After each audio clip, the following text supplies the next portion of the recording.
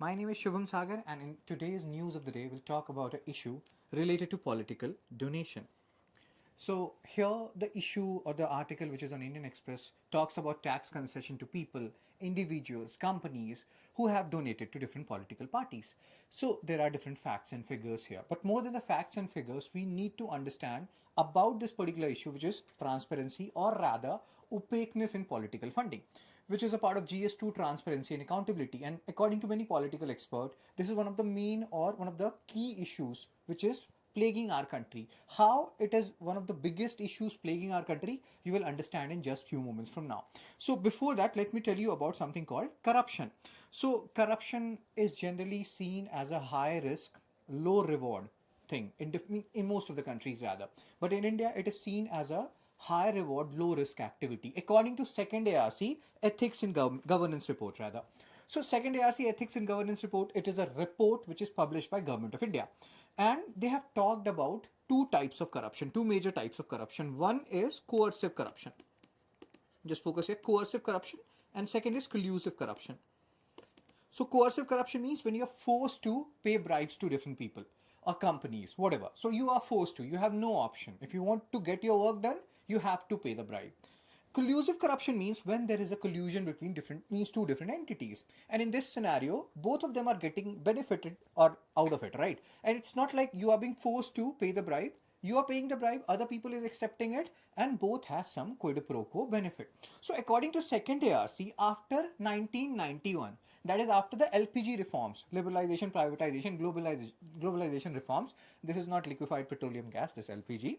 So what has happened is this coercive corruption has reduced and collusive corruption has increased. That means now there are lesser and lesser instances where you'll be forced to pay bribe to certain entities, but collusive corruption has increased. And according to second ARC only, this political funding, when companies are donating to different political parties, company donation, it promotes something known as collusive corruption, because nobody is going to pay you crores and crores of rupees and not expect anything in return. There's a concept called quid pro quo. If companies are paying political parties, and here we are not pinpointing any political party, any political party, if they're getting certain money out of different companies, they have to do something for these companies, which promotes something known as collusive corruption. And that's why we should be knowing about this particular means concept or this whole topic, that is transparency or rather opaqueness in political funding. So in mains, different kind of questions related to electoral reforms.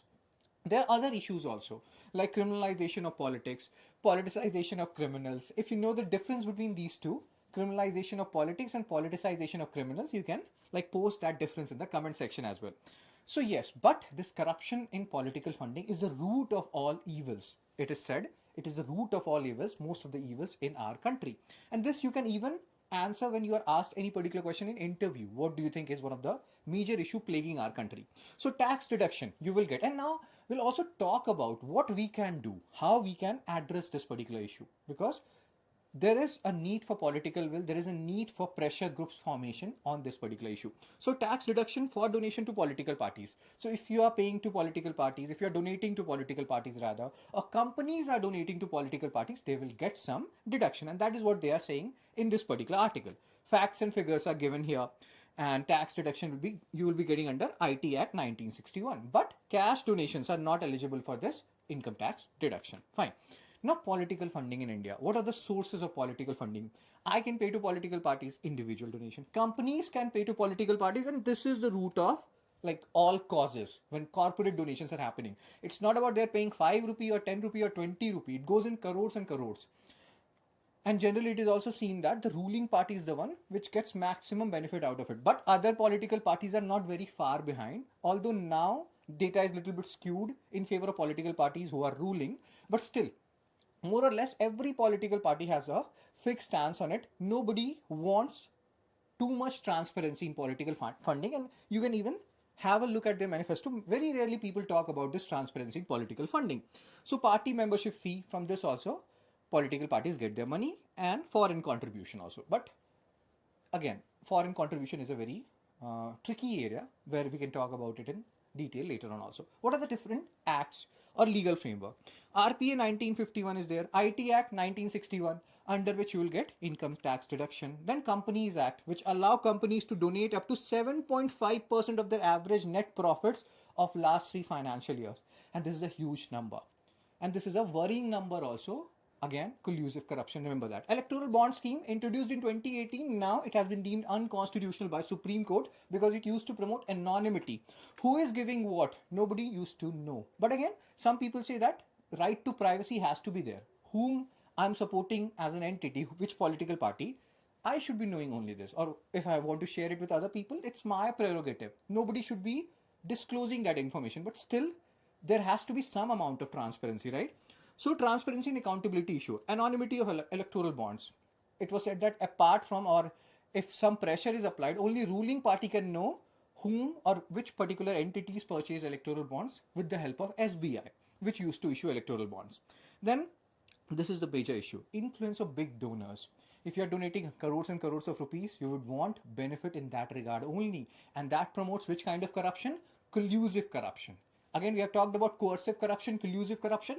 Collusive corruption is promoted by company donation. Then the issue is, then the major point here is, why I'm getting excited here is, what is the solution? The solution has been given by different committees like Dinesh Goswami Committee, Indrajit Gupta Committee, then second ARC Ethics and Governance. There was a former CEC, Chief Election Commissioner. His name was S.Y. Qureshi, and he gave a very interesting concept which was known as centralized pooling. Now, what is centralized pooling? So let's understand centralized pooling. So centralized pooling means, so let's say I donated 100 rupees and I want to donate it to a particular political party. So in normal scenario, I will donate it to a particular political party. But in centralized pooling, my 100 rupees would go to a central pool. Similarly, somebody is donating 1 crore, that will go to a particular pool. And now let's say that particular pool has 100 crores.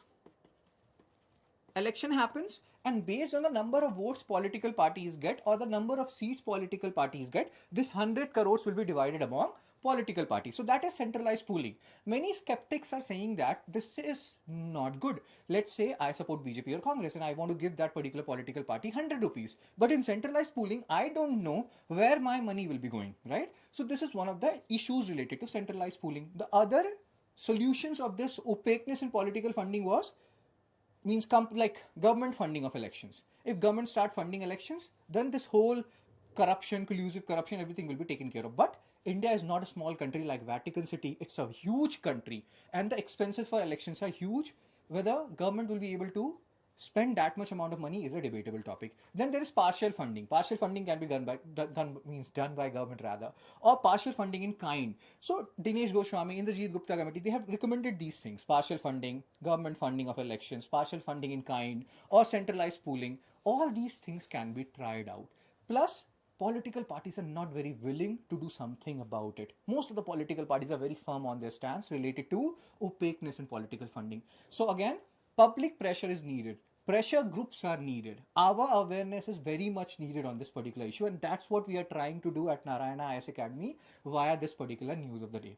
So hopefully you understood this particular topic and hopefully you got a gist of it, why this is one of the major issue plaguing our country.